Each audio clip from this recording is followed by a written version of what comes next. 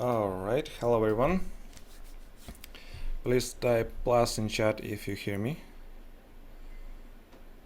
If there's okay.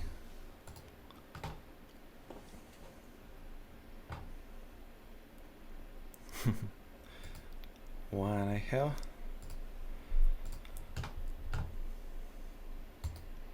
If it's all okay, we will start now. And check microphone.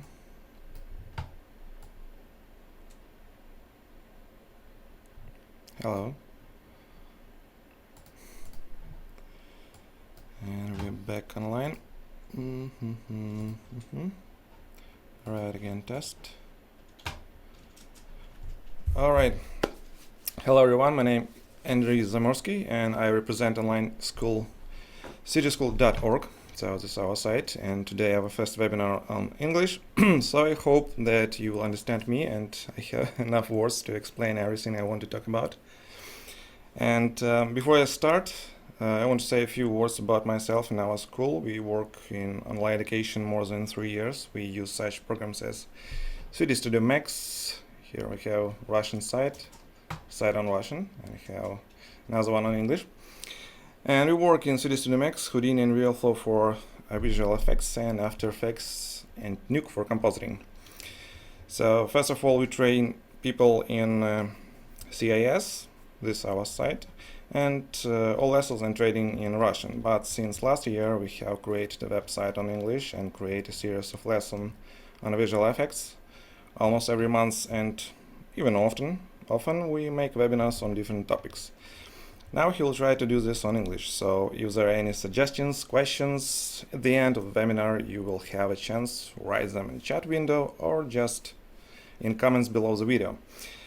I need your objective opinion because I have a big experience on webinar on Russian, but on English I have to train. So it's very important to understand which direction to go and what mistake to correct. And our today webinar topic is a new version of FumeFX 4. FumeFX, and it's 401. We're going to talk about the most interesting innovations and show some examples of the creation compositing scene like this you see. And what is the idea? One of our subscribers in social networks asked how to make a big explosion like in last Star Wars or something like that. And I decided to create an example how to create explosion using FumeFX 4. And in fact, if you have a deep compositing, that's a new feature. I create this little scene in 3D. You will see it a little bit later. Here we go, this scene. And just create some few explosion tests and create this huge big explosion using the new feature. So it's the best example how to show the new thing, the new features, new parameters inside of FumeFX 4. And we will cover this a little bit later. So I create a simple scene, which you can see here, and this is uniting all my modeling skills. So I think I know something about bevel and chamfer, so I create this very high model, 1060 polygons, and create some camera animation. It's very interesting animation, some mountains, etc. So I need to create some explosions on the top of this thing. It's like a Death Star, something like that. And to do that, we need to create some explosions inside of 3D Studio Max. I prefer to use 3D Studio Max for VFX. And I really like the new things inside of FumeFX. Inside of set version, they create many interesting things, and the first is pretty good too. So we begin to discover what we have new inside of this nice plugin, and to show you that, we create a simple explosion using particles. I prefer to use particles inside of FumeFX because it's create a few additional things and few additional tools to create velocities for explosions and create some to add some dynamic. And to do that, I hope you know what is PF flow inside of 3D Studio Max. I did want to talk about I did want to talk more about FumeFX because if you don't know nothing about FumeFX, you can check many videos inside of YouTube. They are free. So I hope you know something about this and you know what is particle PR flow inside of CD Studio Max. I use version 2014 because well, actually it's most interesting and quick version for me, so I still here. And yeah, record it will be on, with this link, but a little bit later after the webinar I will close this link, but when it will be in HD quality I will open it again. Now for this simulation we create a pretty quick explosion, pretty quick simulation of particle, but till this I want to show you that I have metric. I want to set meters, 1 meter, 1 unit. It's very useful thing, so you need to keep in mind that you need to create the proper scale scene, because if you have too small scale or too large scale, simulation can be not exactly correct as you want. So I use meters, 1 unit, 1 meters, and generic unit. And now create a simple simulation. Go into PR flow and just create a particle explosion. So all what we need is just a few operators, like a speed, maybe increase a little bit speed to 250 with a little bit of variation, and I want to send them in all directions. Well, this explosion is on the ground, let's see, so I use just 90 degrees, and from one frame to, let's say, we start in first frame, and it's going till the third frame. And don't forget to enable 100% in viewport. Let's name it, rename VFX flow. I prefer to get a name for all event, because if we have many events, many different emitters, it's sometimes very helpful to give a name. So this will be my Explo 01. It's very nice. Now about speed, we have a reverse, and now you see it's just explosion of many particles in all directions. Now let's increase this particle amount to something like 1000. I hope that will be enough. Alright, we have this stuff, and delete them. So just create delete and maybe use like 3-1. So 1-3 we have for the best, and 3-1 we have for deleting. Now these particles fly away from here, so I want to create a little bit bigger container, like 200 by 200 by 200, maybe like this. So that will be better for me. Now what is next? Let's decrease a little bit our spacing. Let's talk a little bit with new features here inside of FumeFX 4. We have a new button there. Those buttons allow us to add a fast increment to the folder name or to file name. I just want to know what I forget to change my default path. That's just not my main computer, so let's tame cache here. All right, I don't want to send it into hard drive C. Where's my time cache? Here we go. So let it be here. And if you press this button, is simply add the increment to folder, and this button simply add increment to file cache. So we can simply just create a new cache sequence if we want to create another kind of simulation. This not don't have any influence on simulation quality, but sometimes help to make all those things faster. Now we get back to channels a little bit later. Now let's create just a simple simulation. Add the particle source and choose my particle. Now we have the first very useful thing is selection by event. So later in FumeFX 3 we have an ability to select the whole event. So if you have, let's see, some like spawn here, alright, and we get another one event here, event 01, and we create another kind of particles using this simulation and this simulation. And let's say this event we're gonna create in fire, and this event will create some kind of smoke. So we need to create different particle source for them, but when we select our PF source, we select the whole event inside of it.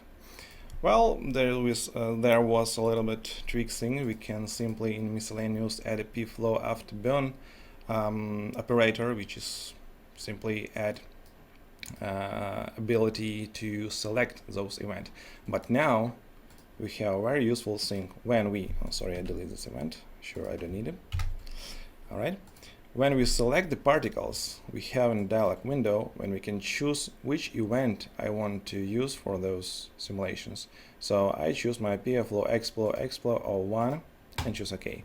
Now all those particles, we see the little spheres here, and we can see what is going on.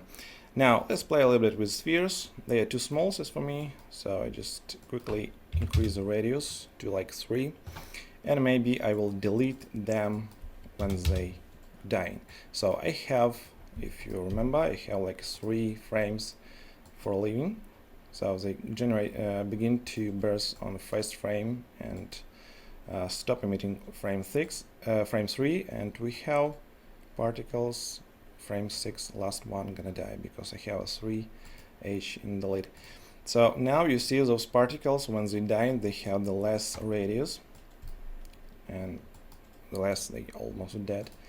Now I take this curve, particle radius, and I make them smaller, a little bit faster, so it's non-linear now. Alright, let's see. Yeah, it's pretty good. Maybe not such fast. Like this. Alright. Now let's talk about here. We see the new thing. We have an oxygen. So later we have the fuel, temperature, smoke, and color. Now we have the oxygen. We're going to talk about this a little bit later. So this is a new channel, the new scene we can add in our container.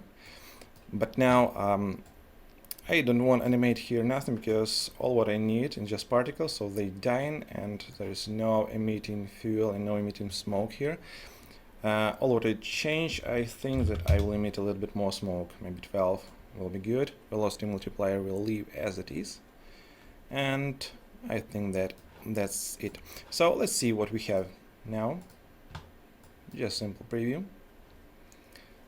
It's nothing special. As in always, the baddest thing we have is white smoke. I don't know why by default send smoke as white. Maybe inside is a just smoking with a white color. Alright, so it's nice smoke, nice explosion, nothing special. Sounds like many particles fly away. Now add a light.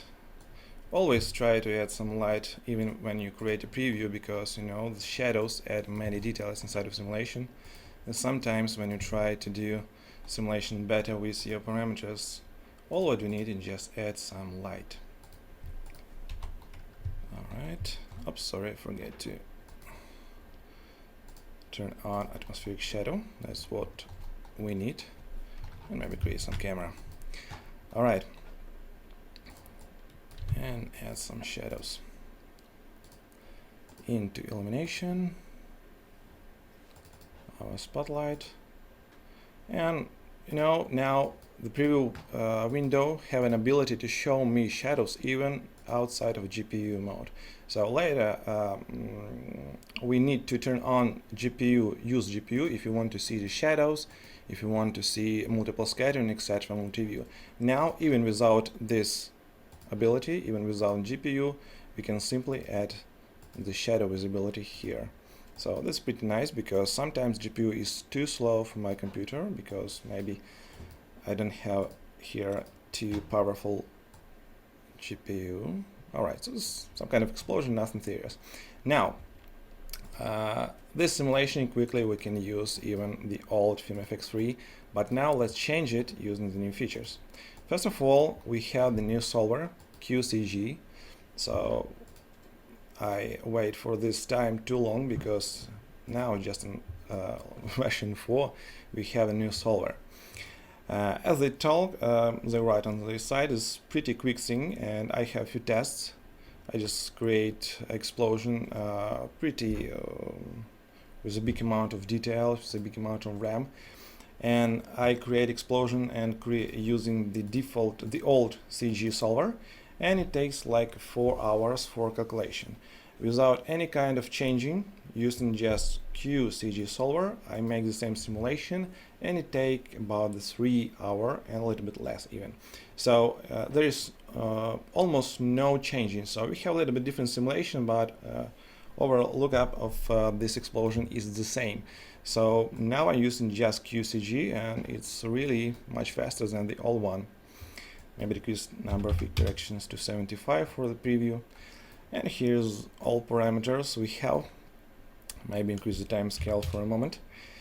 And let's create some animation. I hope, though, maybe I want to animate this time scale because I want to make it 2 when the explosion start, and maybe make it like 1 when explosion almost. So where's my particle are dying on frame 6? So there is no new fuel emitting. So this time scale, let's get back to default 1. Now what we have, the turbulence, just a little bit of turbulence, maybe 0.1. I don't want to take too much here. The same settings with the scale, maybe 2. Big amount of detail, bigger amount, and a little bit slower speed of changing. So the frames, the bigger frames number, the slower changing of this noise pattern. We can choose -Z for the blocking side. And what is interesting? All right, now create a new one simulation using those parameters. Maybe a little bit more voxels, just to see, you know what, maybe I even decrease my grid, because, you know, it's pretty small explo.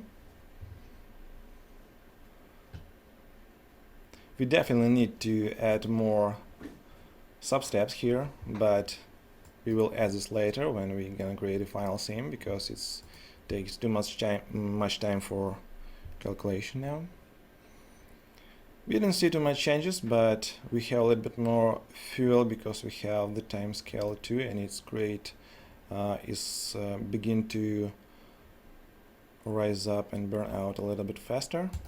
So what we need to change, I want to animate my burn rate. Let's say 20 for the start, and maybe increase an expansion. Let's see 3, and go to add a key. So if we talk about explosions, there's always expansion, right? All right, set a keyframe there, and here my burn rate maybe go to something like 5, and expansion get back to 1. So this explosion gonna be better.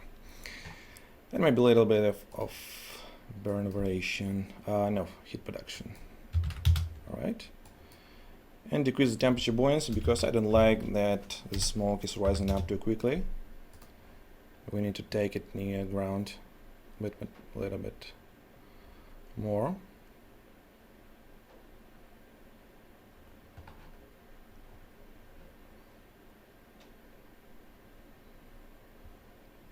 Nothing special for now. Maybe increase expansion a little bit more. Let's see, now 3, maybe even 5. All right, so more expansion. All right, now maybe I'll add a little bit of variation to burn rate, variation 0.5. And there's all parameters from the old FumeFX 3. And now let's see what difference with an explosion if you want to use the new features like a oxygen, like sharpen. I really like this parameter because it's create very realistic, very nice shading and simulation. We definitely need to increase our substeps because we see like sparks flying from this explosion. But now we have the bigger expansion, we have the nice clouds of the fire. But when we go to oxygen, I want to show you another thing, and this our shading, the new shader type. I prefer to use this black body shader almost in all my scenes when it came to FumeFX. But the difference, if you want to use this black body shader, is based on temperature. So if we need to see, if we want to see the fire, we need to add the temperature channel inside of our exporting channel. So you see here, we use it in retimer and using on rendering. So if we use black body shader, we need to path our temperature into exported channel, and now we see the fire. It's pretty bright, it's almost white, very white color, it's very contrast. There is no smoke, just fire, because we need to add some changing here inside of parameters. Now, except of just one thing, what we have inside of our gradient fire is just gradient color and intensity. So that's all. So all we can do later, so not later, sorry, in version 3 till version 4, we can create nice gradient. We can add some nice like flames with white color, with a little bit of orange, and play with the color, play a little bit with the smoke density, with the fire density, maybe use some stuff like different kind of gradients, different kind of those things.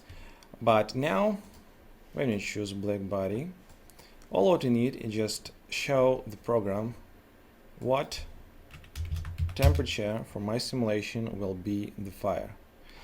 So I decrease intensity a little bit, and we have the parameter called temperature scale, which is allow us to define what temperature I want to become a fire. So the lower this amount, the less fire we have inside of our simulation. So more and more temperature, we switch to firing. Now we have, you see, this very bright yellow edges. If we find 10, we have white. So it's like a temperature gradient. The whiter color, the more temperature there, the bigger temperature. So we see that fire is became more and more cooler, is became yellow and red, and became a smoke. So I change it like 5, and now now I need to define what clamping I want to use with this gradient. So actually minimum temperature and maximum temperature is just it's like a clamping. If we say that our fire will be from, it's in Kelvin, for 800 kelvins to 300 kelvins. All what is lower than 800 will be the smoke. Well, actually, all what is more than 3000 kelvins just will be invisible. So I will increase this like to 5000 in a case, and increase a little bit of minimum temperature to like 1000. 1050 is depend of temperature of your simulation. You see 1050 is too many, so we don't see any fire here. And we get back to 120 maybe, and that will be good. And the amount of amount of fire will change if you change some parameters here. If you want to add more oxygen, if you want to add more sharpen, then it will change. So before I do the next changes here inside of black body shader, I want to change some simulation properties. It's very important because if you spend some time like 10-15 minutes to change those parameters and you like the simulation, then you go to simulation parameter and you add, let's say, an oxygen, then your simulation will be different. There will be different temperatures, there will be different gradients, and you need to change this again. So for default previews, for default simulation, I set some default settings for black body, and even sometimes I'm using gradient fire just to see how my simulation is looking. But for the final visualization, for the final rendering, I use a black body shader. So it's depend of many parameters here. So now we add an oxygen. Oxygen is a new thing, is a new additional field, and it's like a fuel emitting from my particles. Here we have the amount of oxygen. Like a fuel is emitting from particles. Well, actually from emitter. Yes, any kind of emitter you can use, simple object or particle. All those emitters have an oxygen. So now not just fuel will burning, oxygen will burning too. So when we have an ignition, the fuel and oxygen begin to burn. And now if we want to use an oxygen, we need to set up the new oxygen channel to our simulation. So there is no increase in the RAM, so if we just back those channels again, you see we have 380 RAM for one frame, and when we put those channels again, we have the same RAM, so we don't add more RAM in simulation. But when we use an oxygen, we have the simulation a little bit different. And different is more look like, I don't know, when the oil burning or something like that is create nice amount of fire, the nice plume of fire rising up in the air. So let's change a little bit my back body shader. Let me see if I don't have any kind of here exposure controls. Nothing. All right, and where is my gamma? All right, it's all fine.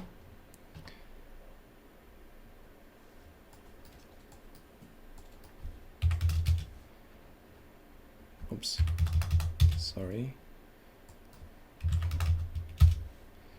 Maybe I want to increase the intensity even more. So when we use a gradient, intensity is like 0.7 or even 1, or sometimes we can use a 2 to have very bright fire. Now when we have the black body shader, intensity is very sensitive. If you have a big parameters like 1, we say this very dense fire and very bright fire.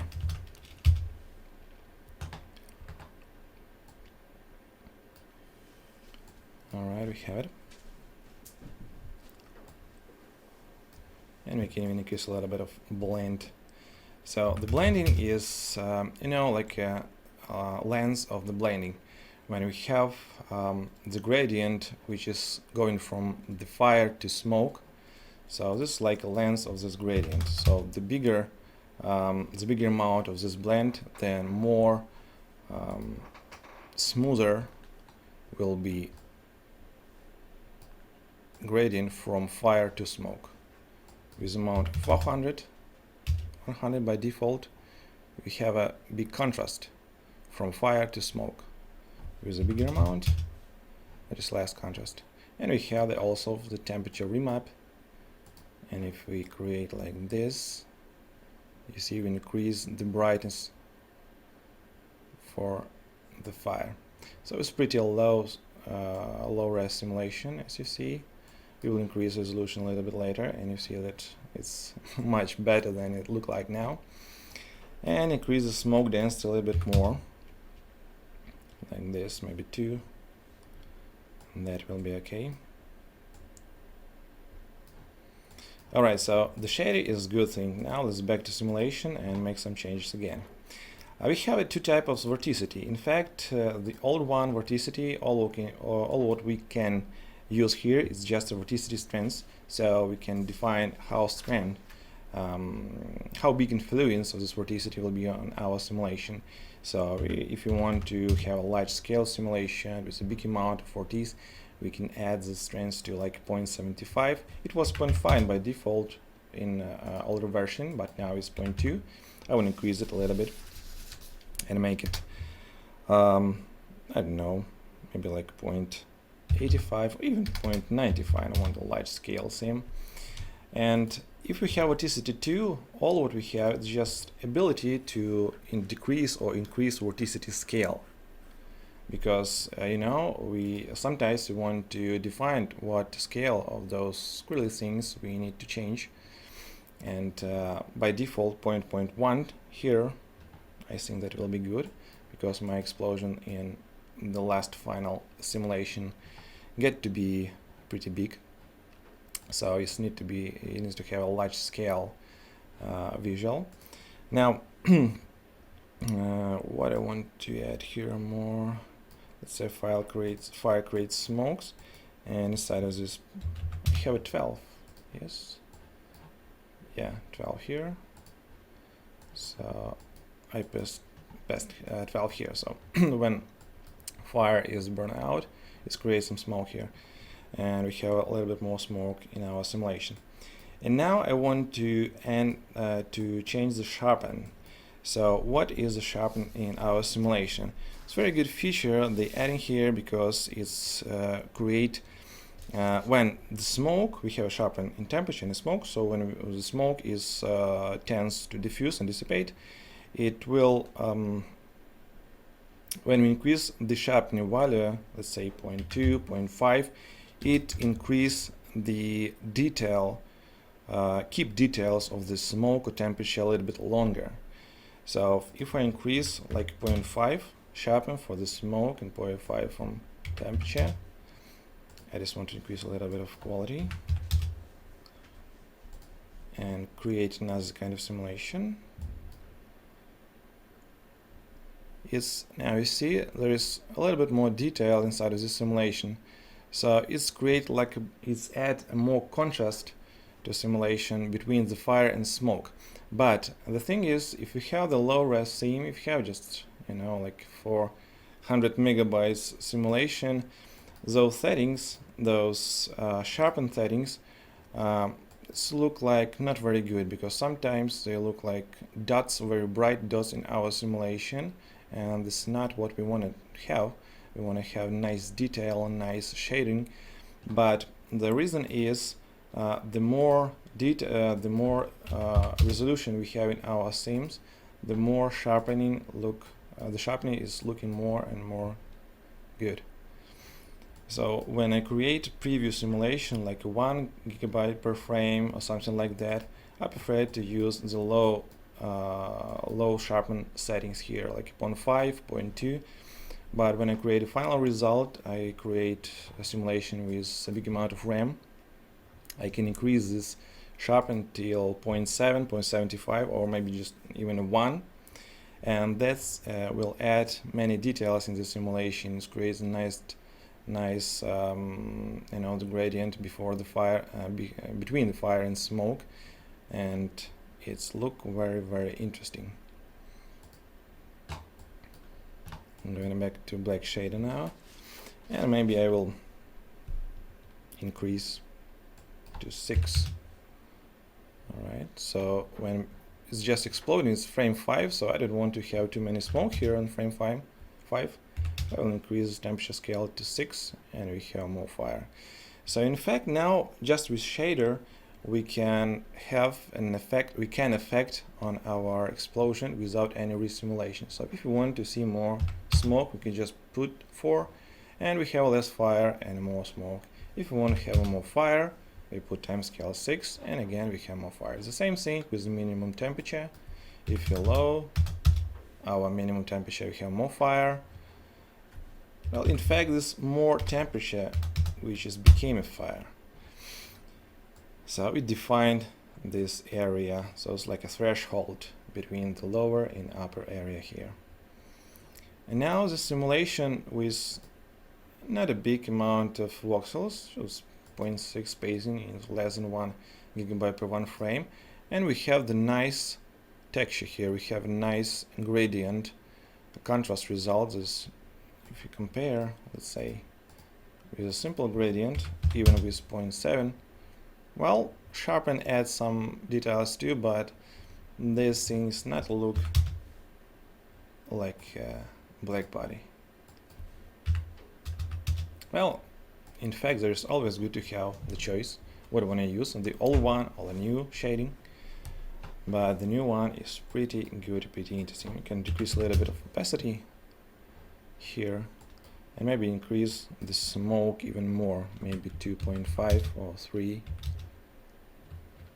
It's like an add a little bit of contrast. In explosions, there is already good to have some contrast areas.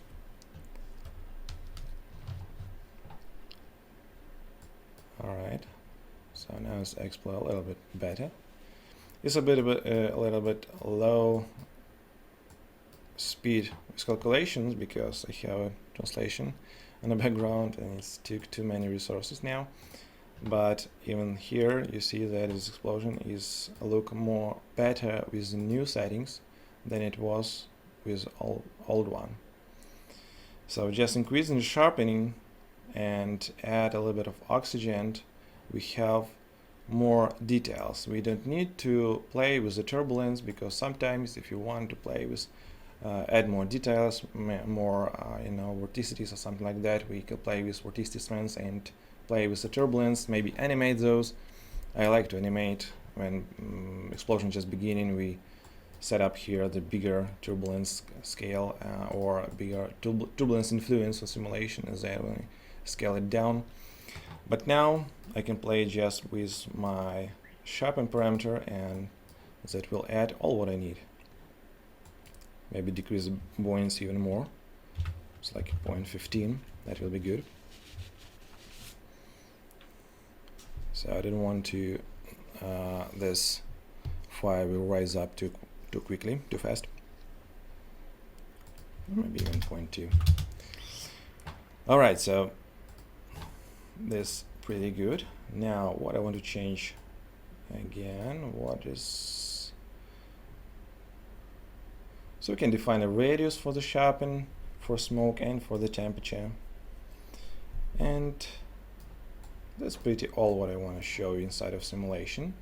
So all you need is just increase the quality, get back to 10, and maybe set to 200 maximum iteration, and maximum simulation step maybe 2 or 3, depending how fast those particles are flying. In fact, maybe even 2 steps will be good, 2 sub-steps for this particular case. And that's actually it. Now you can see the difference between this simulation on frame 24 and this simulation on frame 23.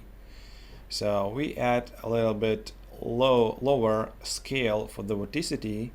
We add the sharpening rise to 0.5 for the temperature and for the smoke, and we have more accurate result even in this low res simulation.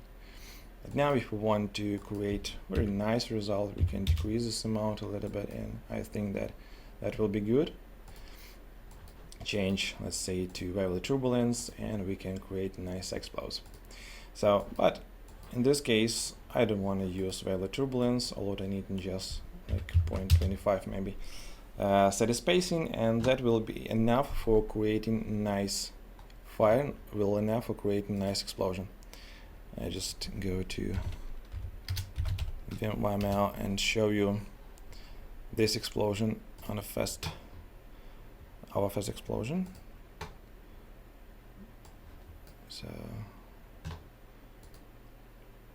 So almost the same settings I have for this explosion. We will create this for now.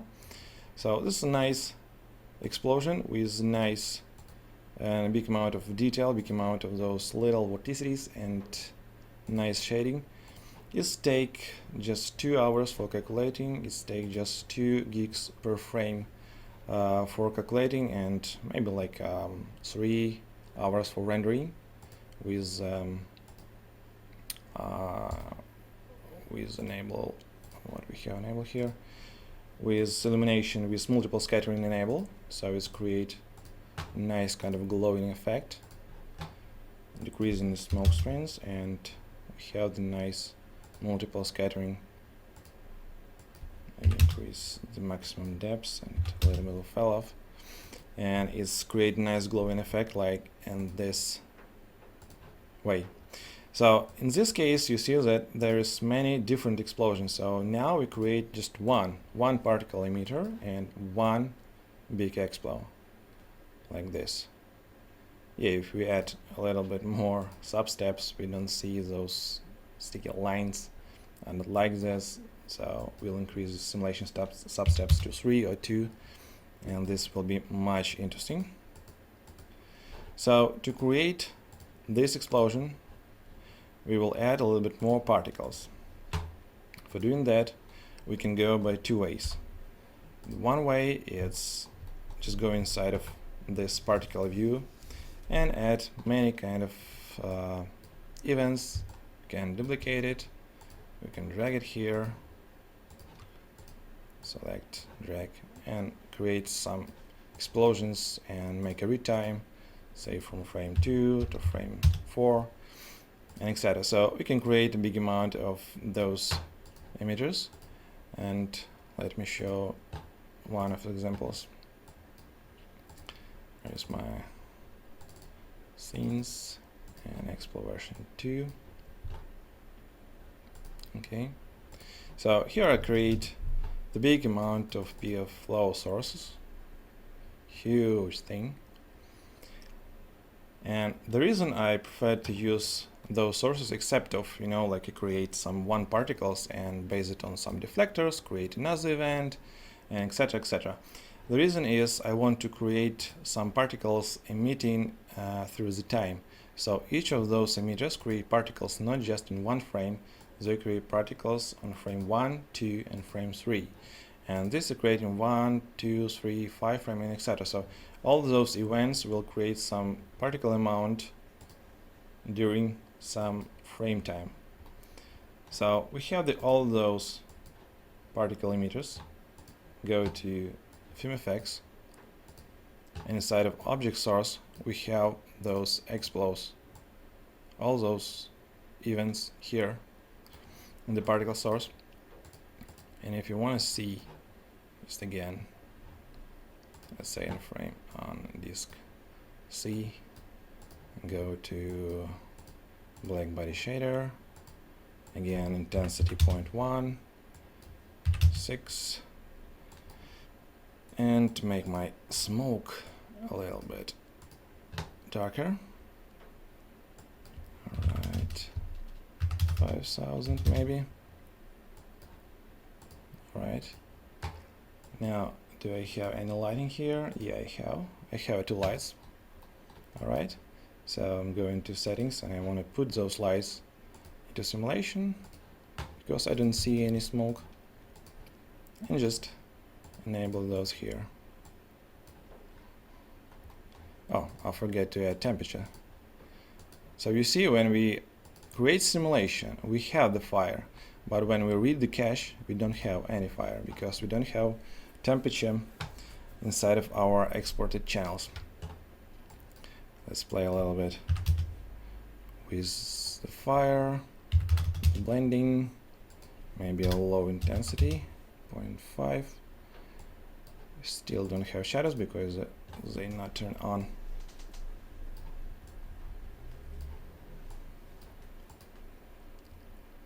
Alright,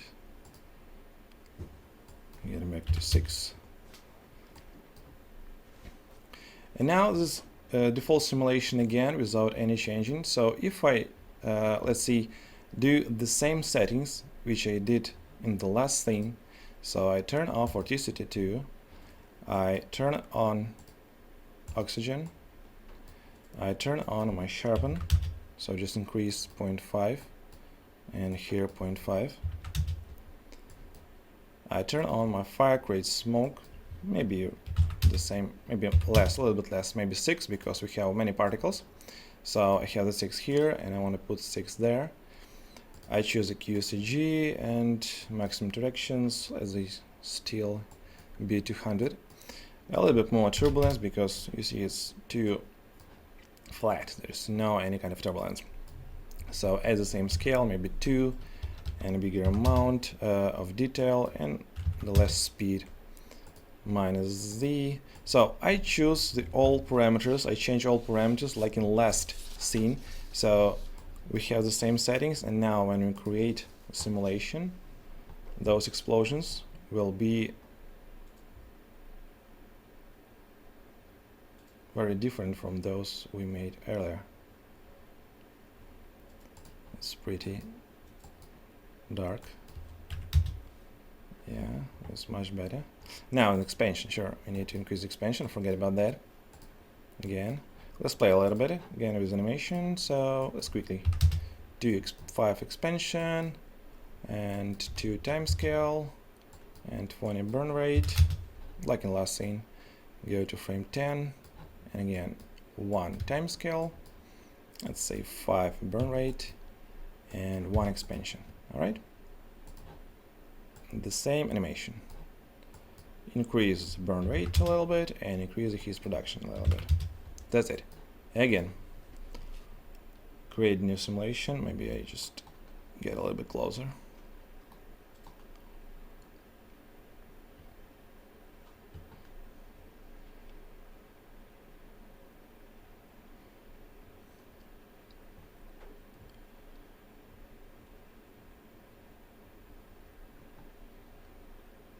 And now, I want to choose the lower burn rate. On frame 10, let's see 2, except of 5. All right, sharpen 0.5, 0.5, and temperature buoyancy is 0.2 somewhere. Will be good. Oh, oxygen, I forget to put oxygen. So don't forget, if you choose oxygen model, you need to put in oxygen to channels.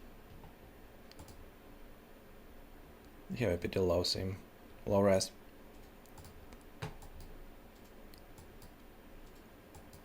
And 25, maybe increase the time repamp to add more brighter areas with the fire, like this.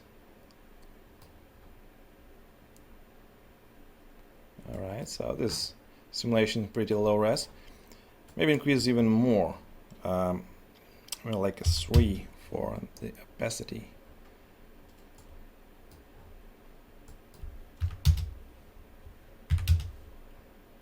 Like this. No, 3 is too much. 2 will be good. Alright. So now get back to settings. Now, maybe 1.5, 1.25. So I just want to show you the quality of the simulation just with new parameters. So remember how the simulation is looking with default settings, the old settings, but with the new vorticities and vorticity, forget about you, 0.85, more and more vorticity.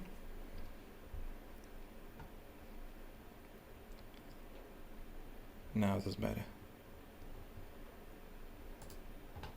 And we can play a little bit with multiple scattering, but now it just takes some time for calculation, so I don't want to spend it. Alright, we have even sharpen in our shader, so it's like can add a little bit more contrast, so we don't need to re-render nothing, just add sharpen to the smoke or sharpen to the fire. So we can play a little bit with those parameters too, if you want. And now this will look pretty good. Again, with very, very low res sim. Just want to calculate a few frames to compare our simulation with this explosion. Actually, not this, and this. So this thing, this amount of many different events I created, this is my rendering. So with exactly the same parameters I did just here, but with a bigger resolution, with a bigger amount of voxels, it's look like this. I calculate those explosions on AMD. It's 8350 with an 8 cores, 3 megahertz and gigahertz, and 32 gigs of RAM I have, and I don't remember what video card, just some GTX 770. I don't remember actually.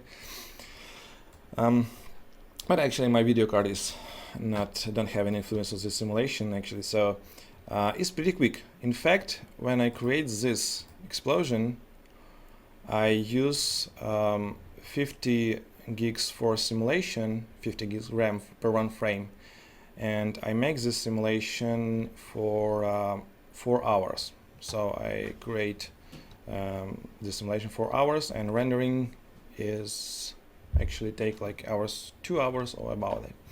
So it's not very powerful PC because it's just 8 cores, and it don't take too much time for rendering, in fact.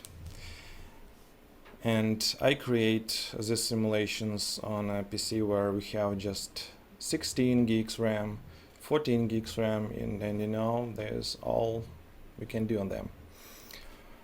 So later, not later, sorry, in all FumeFX versions like 3, we need to create, if you want to add more details, we need to create a big amount of voxels. And when we create a simulation, even if we have some objects inside of our simulation, it's too many RAM. In fact, sometimes even more than we have here on simulation. If we have some objects, it's create voxels based on those objects, and etc. So now if we have this ability to increase the sharpening and ability to increase the detail amount of our simulations, we can use less RAM. So I don't use more than 60 RAM for each of those explosions. Even for final one, for this, I use just 16 gigabytes RAM per one frame. Well, I don't clamp the container by the ZX, so it's take a little bit more than 16 because it will expand in this area, but it took not more than 20 gigs. I have 32, but it not take more than 20 gigs per one frame, so it's pretty fast, pretty quick. All those explosions calculating less than 6 hours for each 100 frames, sure. All of those explosions I calculated 100 frames just. So that is pretty quick.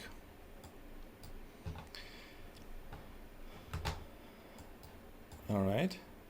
So, but this amount of events and this amount of different PF source is not to look very interesting. So we have another one thing we can do. So I just create a new, or just create a new scene. We can use a PF flow for generating a big amount of those explodes, just using some kind of deflector. What I have on my just sound going from my earphones. Interesting.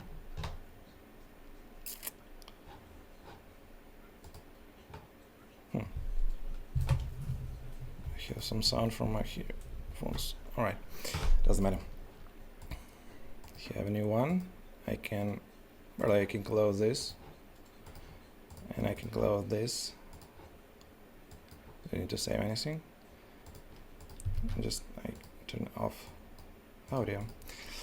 All right, and I want to show you the different thing. I want to another ability for creating the multiple explosions just using the PF flow. So it's pretty quick. So just uncheck those things. I don't need them. So I simply create particles which will emit it from this PF flow source. Let's say it like put it here. Oops, sorry. Come on. And go to speed, make a reverse, maybe 300 frames. It doesn't matter, or even 500.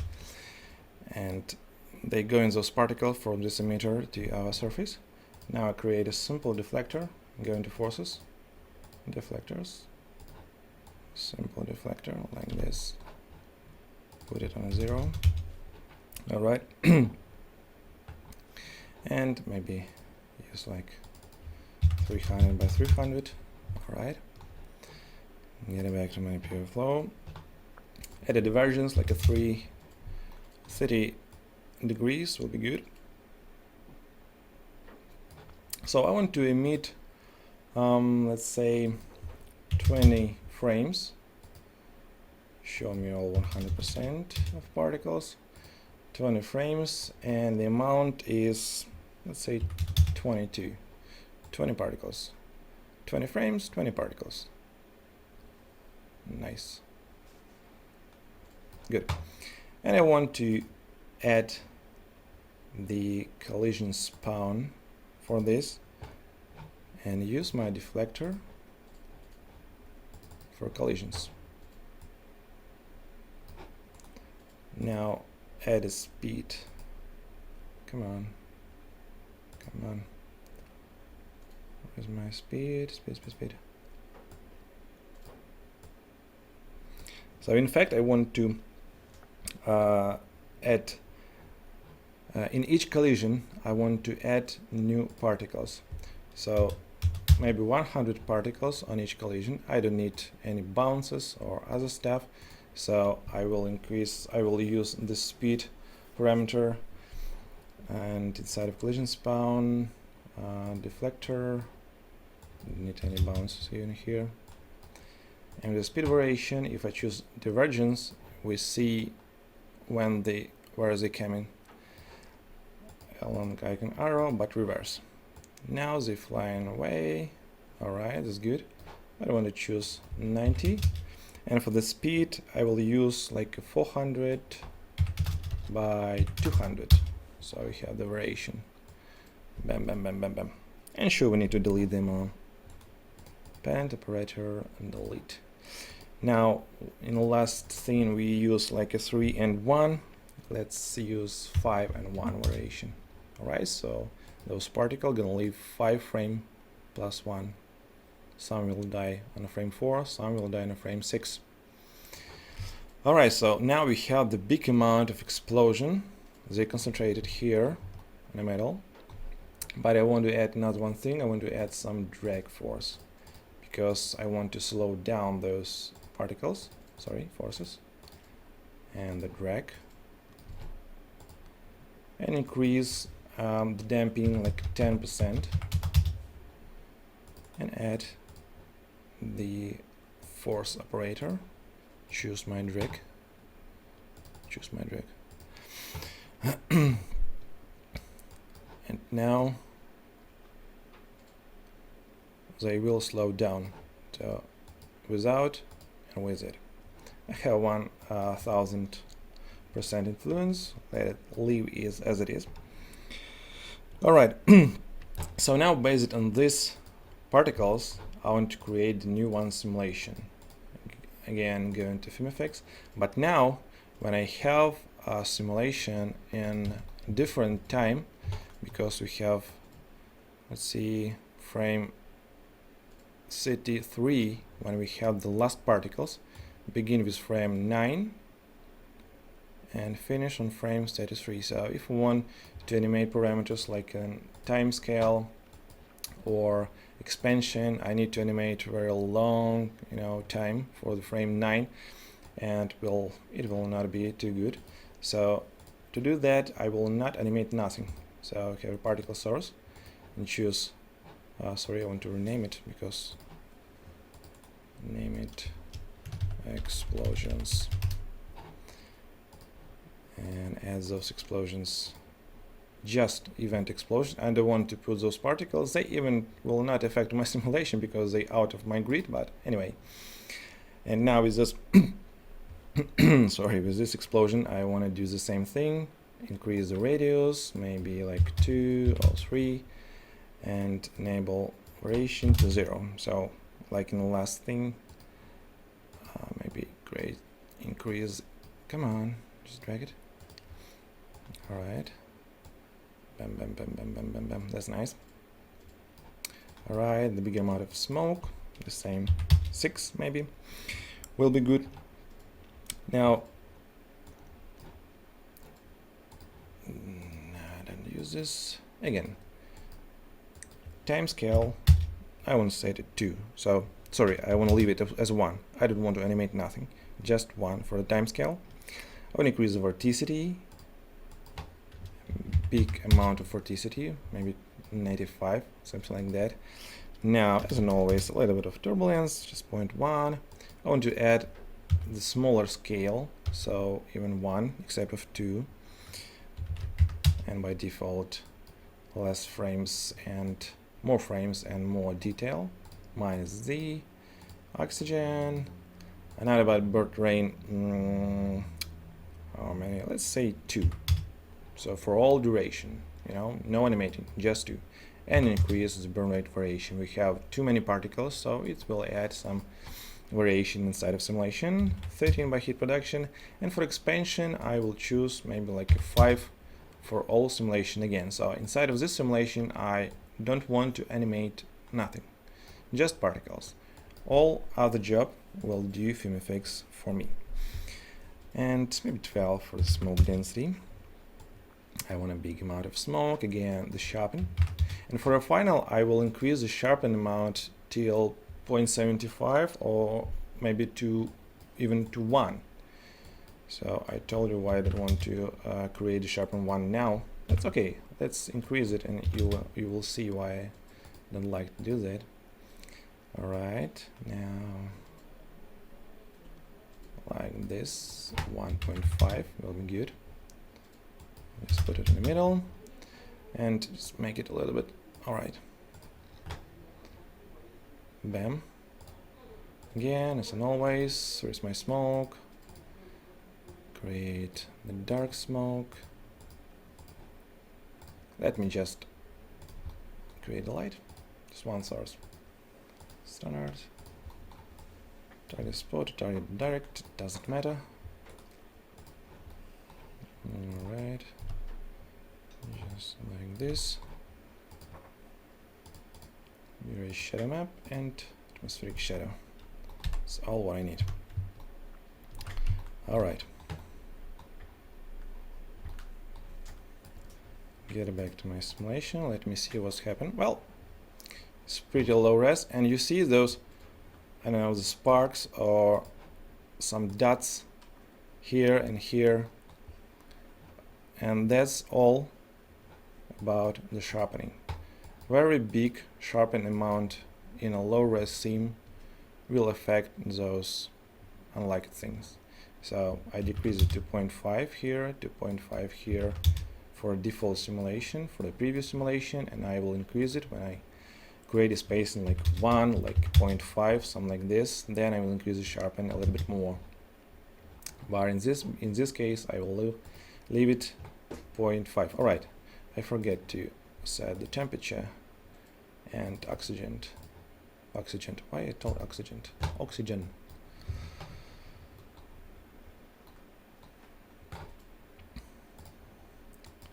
Sure, we need to increase a little bit of steps again. Now I go to black body shader and increase the smoke amount here to 12, as in my simulation tab. Again, decrease this, increase this. Does not look like I want. All right.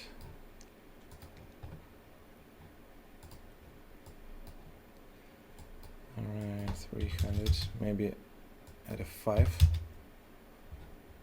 No, 6 will be good.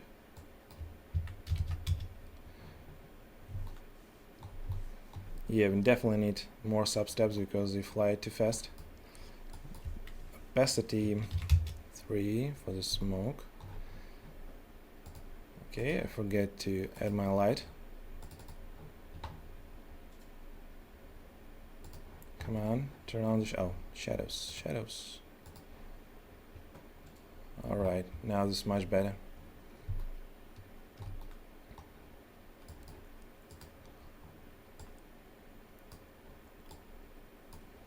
Alright, let me see here. Temperature, oxygen.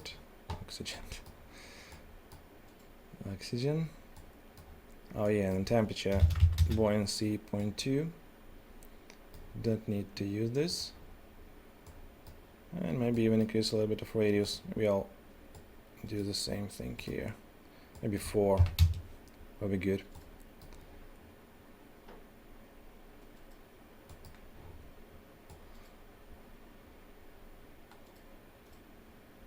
A little bit more expansion.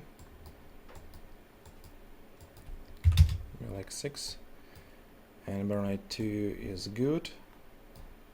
But for the moment I will increase the turbulence noise because I have the spacing 1, and if I have a turbulence 1, sometimes it doesn't work pretty good as I want.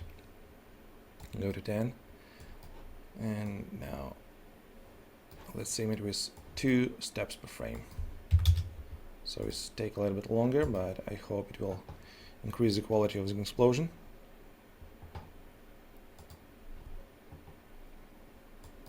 Let's play a little bit of its parameters. Again, increase, make a little bit more brighter.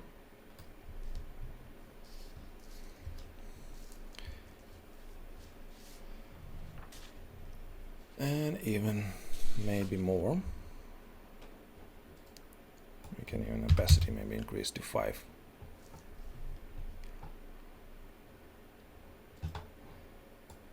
So I use these settings for create this fast explosion. Oh my gosh. Next video. And not that, not that. Here we go. Now this fast explosion, you see this multiple particle explosions. In the beginning they not look too good, even with this resolution, but on the final we have the nice plume of fire, so it's like a mushroom with a fire, and it became out of detail. So the first thing we can increase this explosion on we can add some glow on Nuke After Effects when you can use it, and then we can nice plume here. Alright, so that's what we could have here, but in this case it's not look very good, again because I don't know, it's my 0 here, and be able to decrease this lifespan a little bit less. Those make it for, oh right, I forget about that, I create just 100 particles. That's pretty low amount, so I will increase this to 1000, and this will increase more. It will use the amount of fuel, and the simulation will be way better, because 100 particles for one explode is too low. Now this is more interesting. Again, there's 2 steps per frame. Better to use like 3 maybe. It will be better. Go to rendering. 500. Maybe decrease the opacity to 0.1. Come on, show me. Let's take some time, just smoke.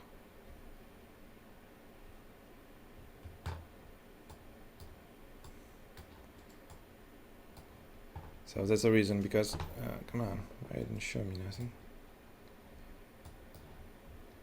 Where's my fire? I changed something.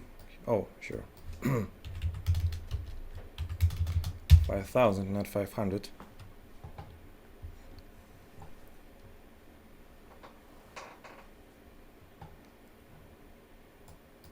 And I did calculating.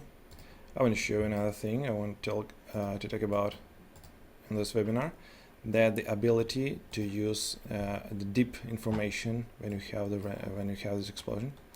So the thing is, if we have, let's say, like a background, some object, and this object will explode, and we need to put this explosion on the top of this object or inside of this object, doesn't matter. We render out geometry separately from this explosion, and when we create an explosion, when we render out explosions, we use the geometry as a matte object, because we need to put this geometry inside, explosion inside of geometry. So we have the different rendering, and when we make a compositing and then we need to change something inside of the geometry. Maybe we need to change destruction, maybe we need to add some elements and etc. So when we change something, we need to re-render explosion, and we need to re-render background too. So let's say I have this thing I show you earlier. Come on. All right, and we need to put explosion here on the top of this building. And let's say we render out this, we spend too much time for you know, to render out this thing, because we render like 4K, for example, and then supervisor came in and said, all right, we need to drag this explosion, or not drag, we need to change a little bit of destruction here, or put this thing a little bit like that, something like that, or we need to change to put here another explosion.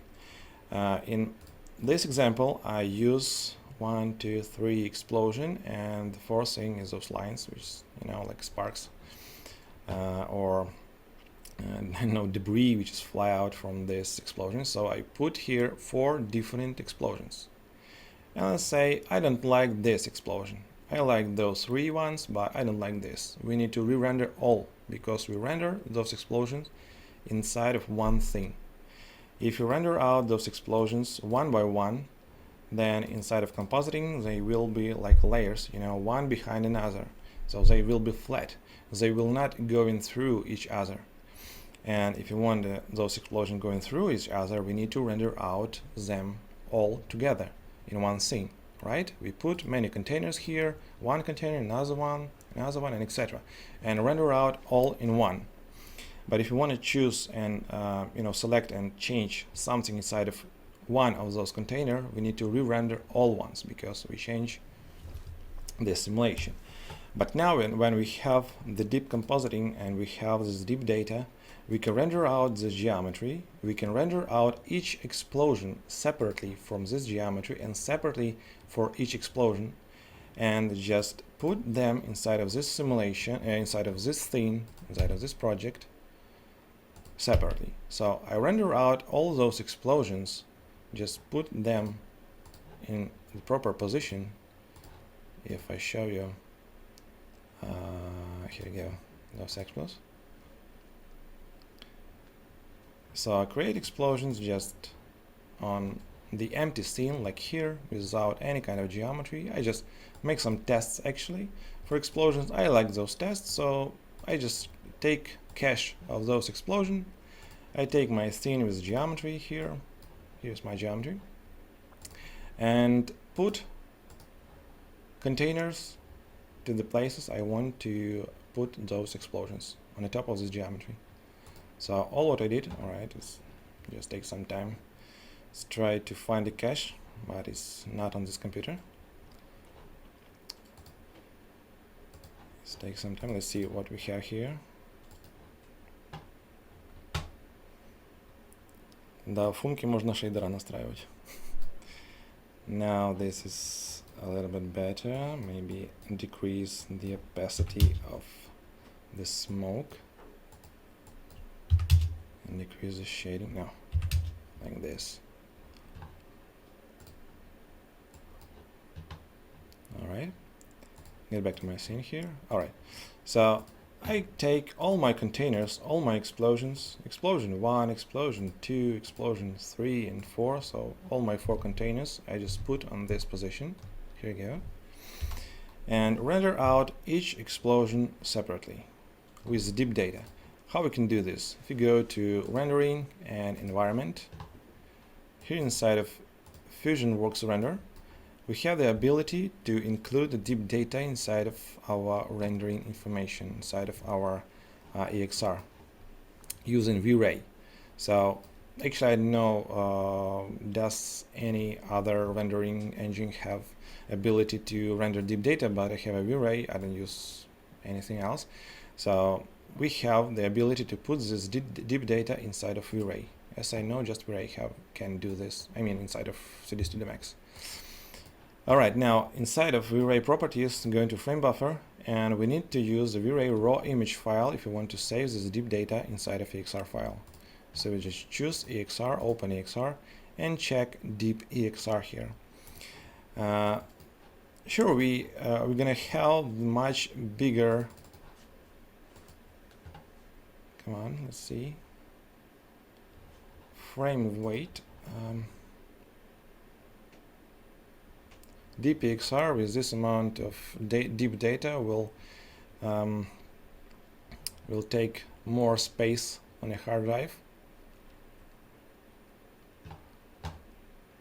Well, you're talking about the slow in rendering. This explosion, come on. Those explosion rendering 100 frames like 2 hours. There is 2 light sources, there is multiple scattering, and I think there was GI enabled with the brute force. So it's take like 3 or 4 minutes per one frame in render quality HD, and here inside of this project I use 1K, actually 2K. I don't know why it's typing 1K, because we have a 2K CinemaScope. So 2K CinemaScope, we have a big resolution, and I render out one frame of each explosion less than 3 minutes for each of those explosions. Render time for this explosion is like 5 minutes because it's a huge explosion, and it takes many time to write deep data. So for this explosion I check that writing deep data took like 1.5 minutes just writing EXR file, because each of this file, don't want to open window for me. Each of this file is pretty big. It's like a 60, 100, 200 megabytes per one frame with this EXR. So I don't know, maybe it's pretty slow, 4 or 5 minutes. As for me, if we have an explosion like 200 frames, even no too much scene. I don't have too much scene when we have the explosion more than 200 frames, let's say, and we spend 5 minutes per one frame, so we need to spend 1000 minutes, right? That's not too much for such resolution. Alright, so we see that we have in frame 100, when we have the bigger amount of each pixels here, we have the 300 megabytes per one frame, and that's a big amount. You see, there's go to sequence, 10 gigabytes one explo, 100 gig, no, 10 gigabytes, right? 41 gigabytes for another one. So it's a big amount of information. And for the background, we have like 7 gigs just for the background, so it's the geometry rendering. But the ability of using the deep data will allow us to render out those elements separately and just merge them together inside of Nuke. And it doesn't matter if I want to change one of those explosions. Let's say I don't like those lines, I just want to disable them, or I want to change them. I just re-render those lines without any kind of re-rendering all other explosions, and it will save me more time. And another thing, I try to render all those explosions in one frame, so I put together all those containers. And even if I turn off the ability to cast multiple scattering from one container to another, because it takes too much time if you have 4 or 6 containers in one place and they will cast multiple scattering to another containers, it's take too much time. So I take all those containers in one place, disable those multiple scattering things, and one frame is rendering like 1.5 hours. 1.5 hours for one frame, for rendering one frame all those explosions.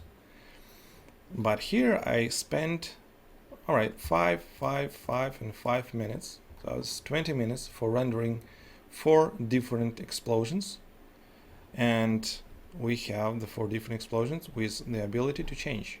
Alright, and it's not spending, I not spend 1.5 hours. And all what we need to do, just have this, just create this background as this inside of Nuke. This all deep data we have. Come on, yeah, alright. So we have the deep read node.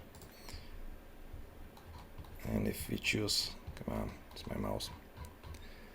Let's say deep to points. Alright. have a dip to points.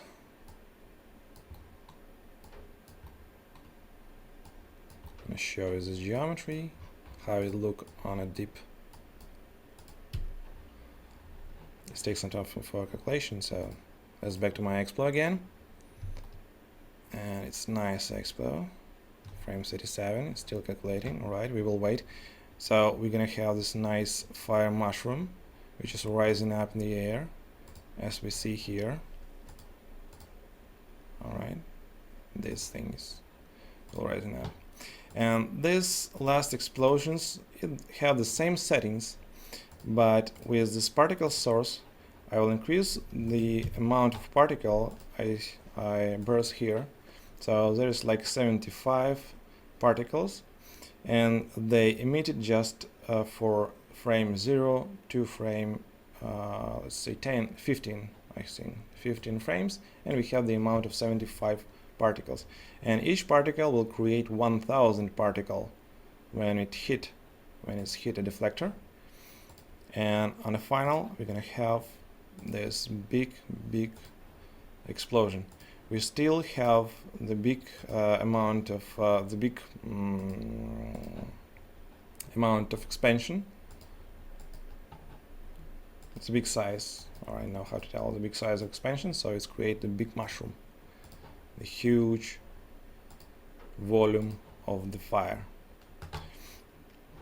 And we have the one sharpen simulation. We have the nice kind of amount of detail. Come on. All right. So now we have this geometry. That's just the building, and this building is this building has a volume. We have the deep data, and the same data have all those explosions. So when we put those explosions together, they calculated how far all those pixels, place it on the 3D space, and just put those explosions together. If you go into deep sampler, right, connect to this. Where is our point? Here we go. Just drag this point over here. You see that I just put this position on this pixel. All right, this nice pixel, and we have 60 samples per one pixel. That means that we have the information for 60 positions of this pixel. Now we can put any object of any or any kind of explosions inside of this volume between all those positions, because this pixel has some opacity, yes, because it's a volume, this is atmosphere. And if you put, you see this, the closest one is 387. Oh no, it's far one, 387, and the closest 373. So if you put some object or another explosion closer than 373, so this object will be on the first place, and then after that will be this explosion. But if you put object behind this distance, 387, that object will be after this explosion.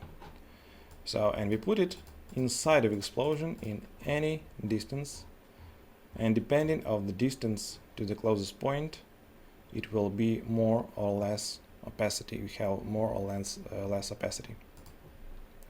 So using this information, we can put one explosion into another. You see, this part of second explosion will be in the first place, and this part will be in the second place.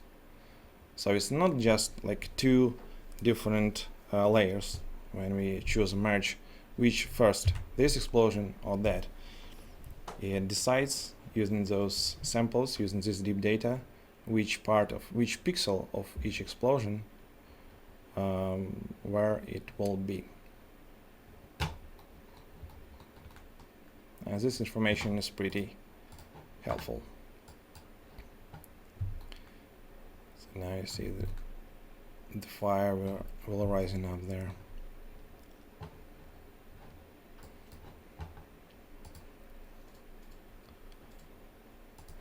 So if you want to use this deep data, we can say that alright, it's a little bit slow for calculation because it's a big amount of information, and when create compositing, I choose 1 and 2, so I use the down res, because if you have a full frame, if you have the full resolution, it sometimes render out too slow each frame.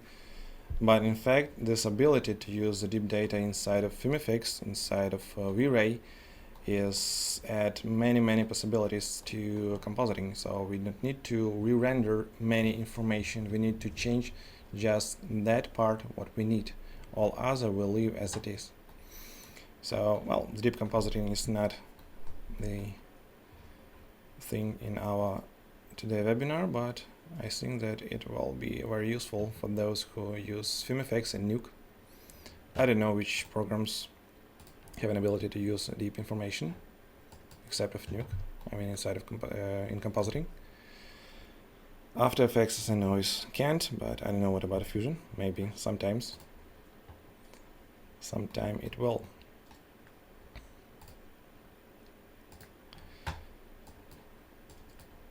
So that's what we can do inside of FumeFX with the new parameters, with the new abilities. Pretty powerful thing. Alright, we can even add more and more fire. So I think the temperature buoyancy will increase because it's stick near the ground too much. I want to rise it up a little bit quicker, a little bit faster.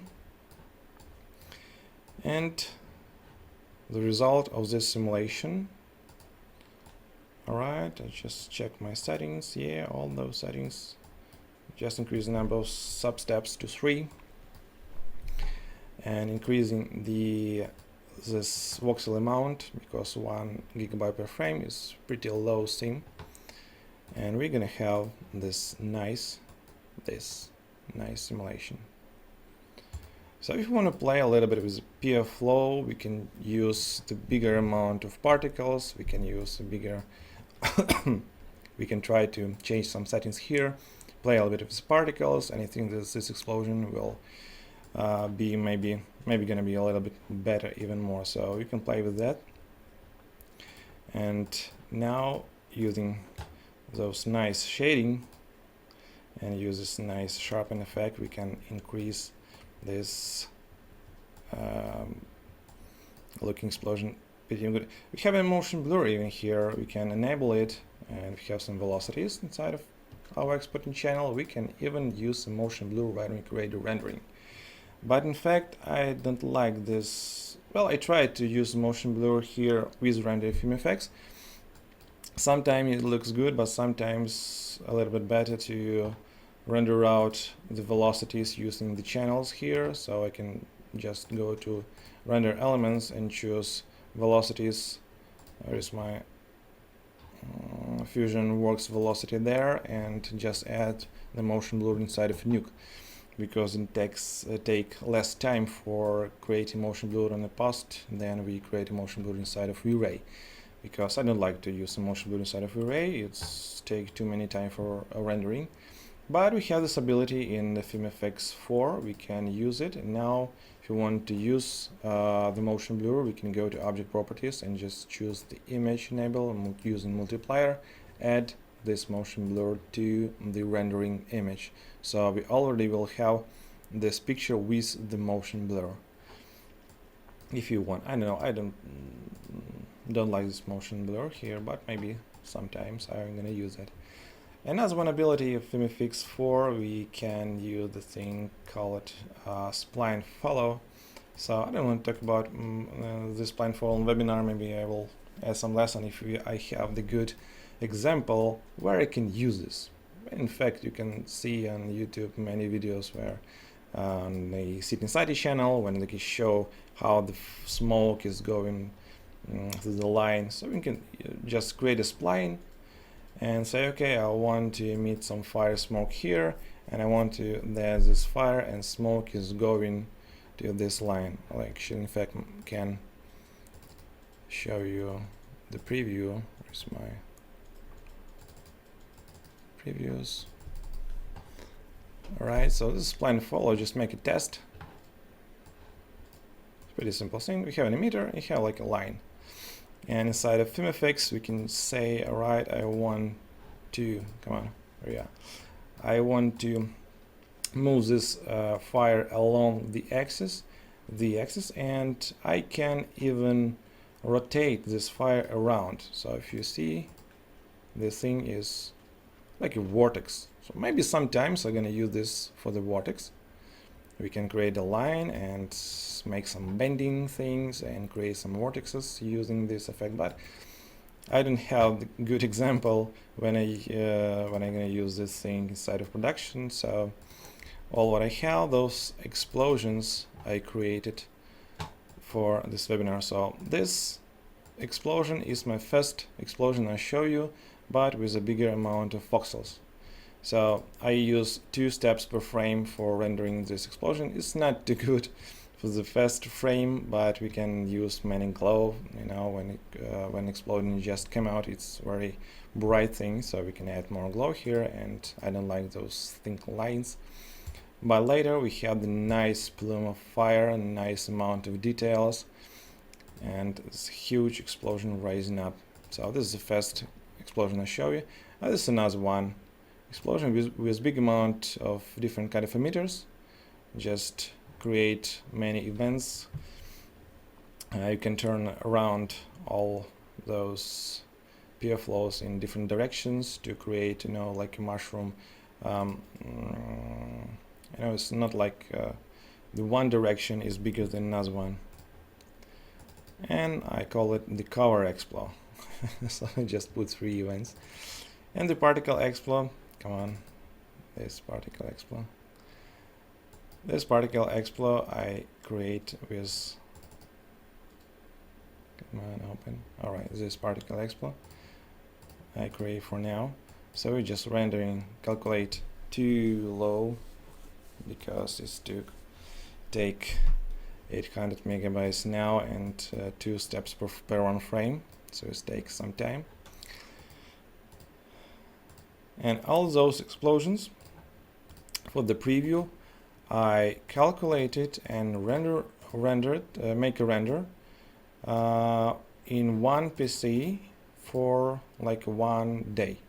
So actually those 3 renders I create in a day, and those 2 simulations I make at night. So it's taken just 1 day for creating this kind of explosions. So just play a little bit with the setting. You see that it's not a big difference between those explosions I created. So there's pretty the same settings with the vorticity, the same settings with the burn rate, expansion, etc., etc. So we can use almost the same settings for each type of explosion. Just create another particle simulation, and using those particles we can create many different types of the explosions. So that's what we can do here. So that's what I want to talk about FumeFX for this webinar. I hope that you understand me.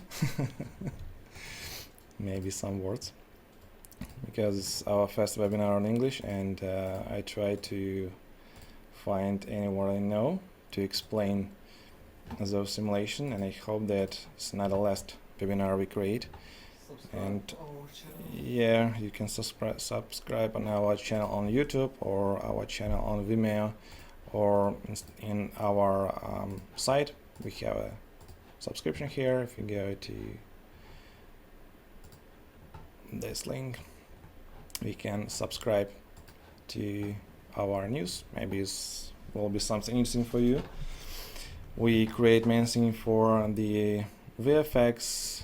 We create many kind of thing in compositing, like here, in 5-star simulation, in Nuke, and this explosion. We rely on our online training, Nuke online training, but all those explosions inside of FumeFX just created for this webinar. So I hope this information will be useful for you, and if you liked, you can join to us with a subscribe, and you can leave your comment near this video. I just want to know how it was, because it's a big experience for us to try create this kind of tutorials or webinars on English, and I hope that it will be the better and better each time we gonna do this. So anyway, this webinar will be on our site and it will be on my channel, YouTube channel, when it became in HD quality, because I will close this for now, and I think tomorrow or maybe today or tomorrow I will open this record for all in our YouTube channel. So thank you for your attention, and see you next time in other webinars. Have a good day or have a good night, and see you.